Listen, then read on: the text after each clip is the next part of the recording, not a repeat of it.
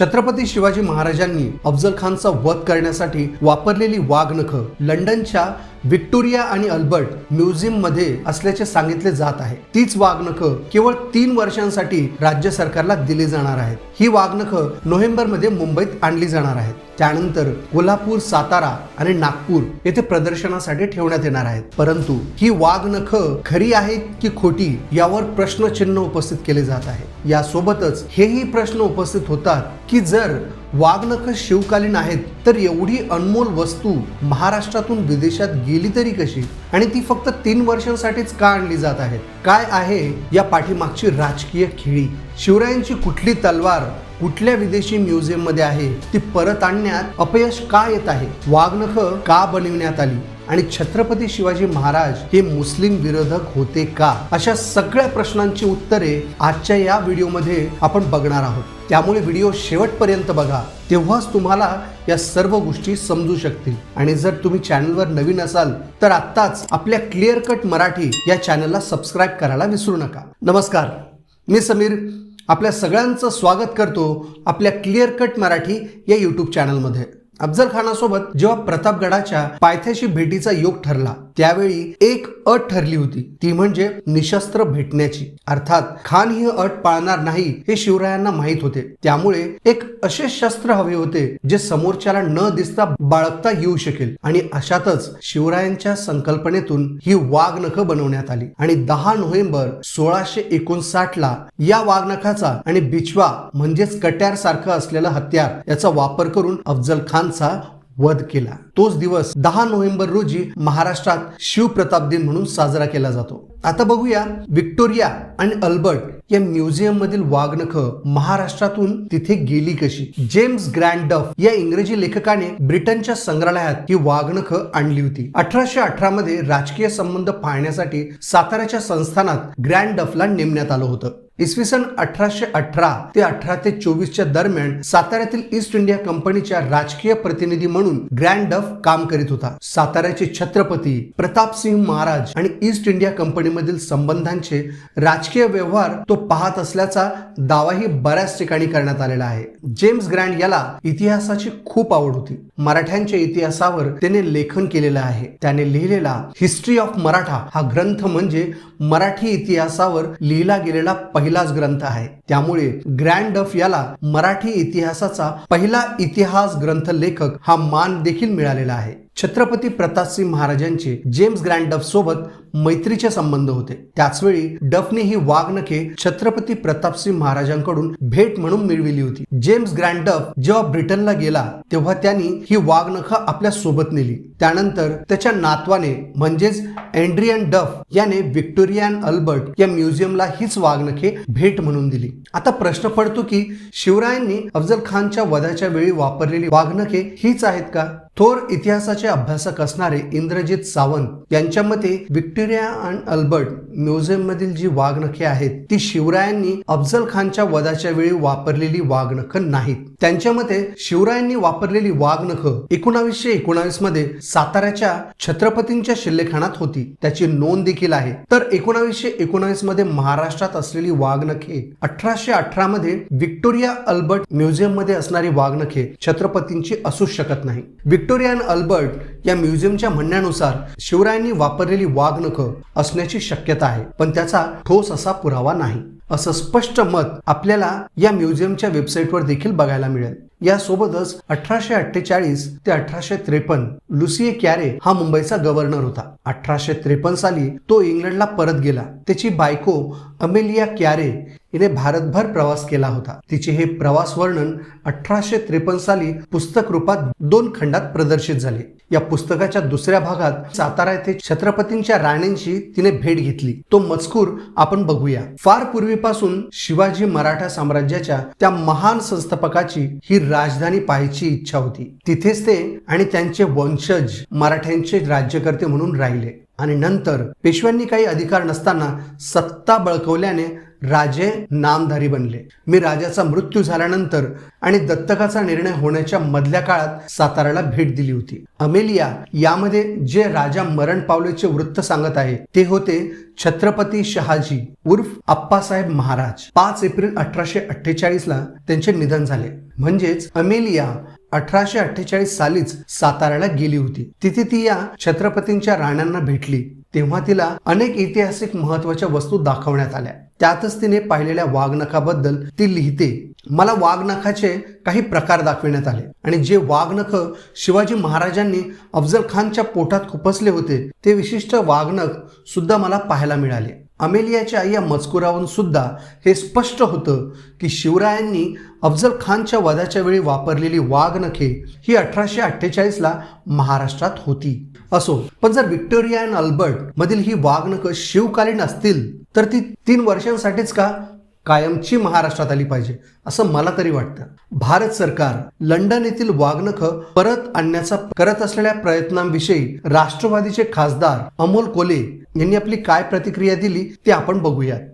छत्रपती शिवाजी महाराजांची वाघनखे महाराष्ट्रात जर येत असतील तर ही कायम आनंदाची गोष्ट आहे. पण प्रश्न आहे तो वेळेच्या संदर्भात. जी वेळ साधण्याचा प्रयत्न होतोय त्या पद्धतीने जे महत्वाचे विषय आहे त्या महत्वाच्या विषयांना कुठेतरी फाटा देऊन प्रतिकात्मक गोष्टींकडे समाजाला वळवण्याचा हा प्रयत्न होत आहे असे मला वाटते. छत्रपती शिवाजी महाराजांविषयी प्रत्येकाच्या मनात आदर आहे आणि जर ही गोष्ट झालीच तर प्रत्येकाला अभिमानच वाटणार आहे. परंतु त्याचबरोबर महागाईचे प्रश्न असतील, बेरोजगारीचे प्रश्न असतील, या कुठल्याही प्रश्नांवर ठोस उपाय न करता केवळ प्रतिकात्मक राजकारण करणं हे चुकीचं वाटतं. शिवरायांचे वंशज म्हणजे संभाजी राजे हेही आपली प्रतिक्रिया देत म्हणाले, लंडन येथील संग्रहालयात असणारे वाघनखे महाराष्ट्रात 3 वर्षांच्या मुदतीवर प्रदर्शनासाठी आणले जात आहे. हे वाघनखे छत्रपती शिवाजी महाराजांनी अफजल खान वधाच्या वेळी वापरले असल्याचा दावा राज्य सरकार करत आहे.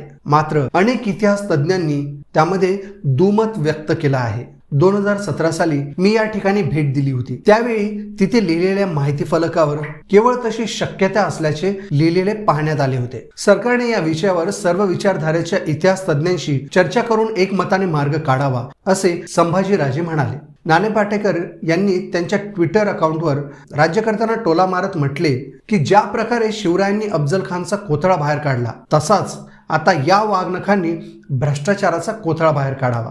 छत्रपती शिवाजी महाराज यांची जगदंबा तलवार सध्या ब्रिटनमधील मार्लबरो हाऊस मधल्या इंडिया हॉलमधील केस ऑफ आर्म्स मध्ये आहे. लंडनच्या रॉयल कलेक्शन मध्ये असणारी तलवार छत्रपती शिवाजी महाराजांची असून तिचे पूर्वापार चालत असलेले नाव जगदंबा असल्याचंही स्पष्ट झालं आहे. ही तलवार देखील महाराष्ट्राची शान, शिवरायांच्या शौर्याचं प्रतीक आहे. ती देखील मायदेशी महाराष्ट्रात परत आणली गेली पाहिजे यासाठी राज्यकर्त्यांनी प्रयत्न केले पाहिजे. आजच्या युगात स्वतःला शिवरायांची मावळे म्हणून घेणारी बरीच यूथ आपल्याला नेत्यांचं ऐकून सोशल मीडियाद्वारे मुस्लिमांना ट्रोल करताना दिसतात. त्यांना मला एकच सांगायचं आहे की जर तुम्ही शिवरायांचे खरे मावळे असाल किंवा शिवरायांना मानणारे असाल तर शिवरायांना एकदा वाचा. तुमच्या लक्षात येईल की कित्येक मुस्लिम शिवरायांच्या आयुष्यातले महत्वाचे घटक होते. त्यातले काही म्हणजे सिद्दी अंबर वहाब हे हवलदार असून 1647 साली कोंडाणा किल्ला जिंकण्यास सिद्दी अंबरने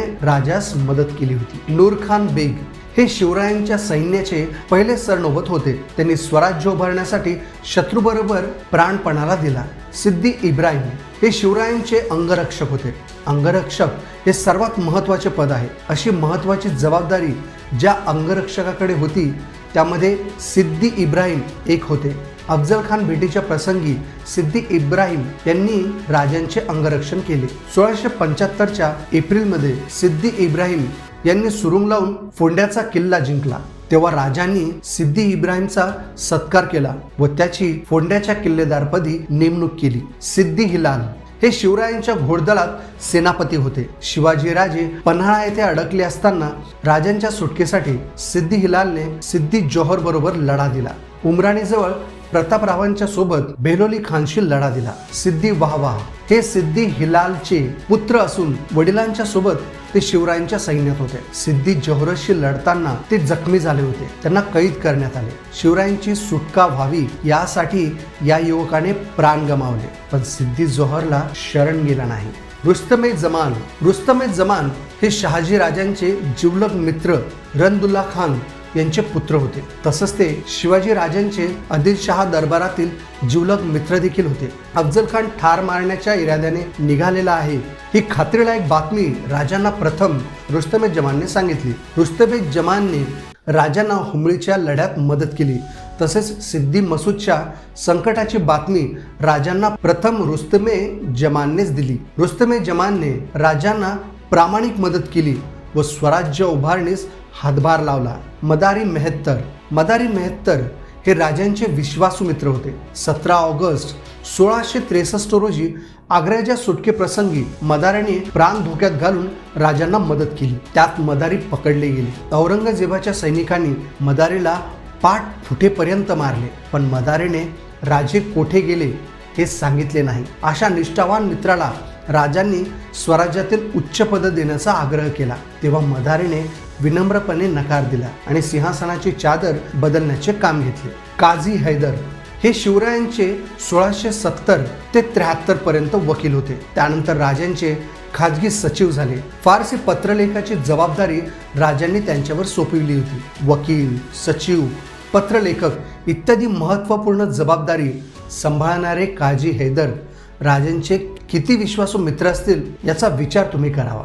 शखा खान हे शिवरायांचे सरदार होते. मोगलांचे किल्ले ताब्यात घेण्यासाठी शखा खानने प्राणाची बाजी मारली. दौलत खान हे शिवरायांच्या आरामदलाचे प्रमुख होते. त्यांनी 1680 साली उंदेरीवर हल्ला केला, पराक्रम गाजविला. 1674 साली सिद्दी संभूलचा पराभव केला. दर्या सारंग हे शिवरायांच्या आरमाराचे सुभेदार होते. त्यांनी खांदेरीवर विजय मिळवला, बसनूर जिंकण्यास मदत केली. हुसेन खान मियाना हे शिवरायांच्या लष्करातील अधिकारी होते. यांनी मसौद खानच्या अदोनी प्रांतावर हल्ला केला व 1671 साली बिळगी, जमीनखंड आणि धारवाड जिंकले. इब्राहिम खान हे आरमारातील अधिकारी होते. दर्या सारंग यांच्याबरोबर शत्रूशी लढा दिला.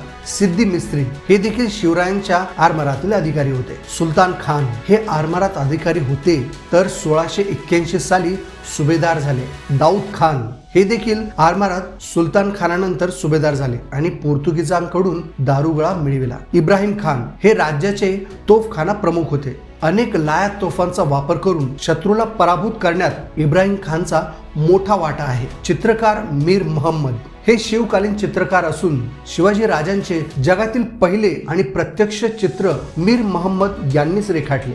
मीर मोहम्मद यांनी शिवराजांचे चित्र रेखाटले नसते तर आज आपल्याला राजांचे खरे चित्र उपलब्ध झाले नसते. मौनी बाबा आणि बाबा याकूत पाडगावचे मौनी बाबा आणि केळशीचे बाबा याकूत हे मुस्लिम संत शिवरायांचे हितचिंतक होते. त्यांच्या भेटीसाठी शिवाजी राजे पाडगावला आणि केळशीला अनेकदा गेले. त्यांनी शिवरायांना मोलाचे मार्गदर्शन केले होते. ही उदाहरणे रियासतकार सरदेसाई यांच्या शक करता शिवाजी या पुस्तकातील आहे. या सगळ्यावरून आपल्याला लक्षात येईल की शिवराय मुस्लिमला आपले शत्रू मानत नव्हते. फक्त जे राज्याचे शत्रू होते त्यांनाच आपले शत्रू मानत असत. तर कसा वाटला तुम्हाला आजचा हा व्हिडिओ कमेंट करून नक्की सांगा. आणि जर तुम्ही चॅनलवर नवीन असाल तर आपल्या क्लिअर कट मराठी या यूट्यूब चॅनलला सबस्क्राईब करा, लाईक करा आणि मित्रांमध्ये शेअर करायला विसरू नका.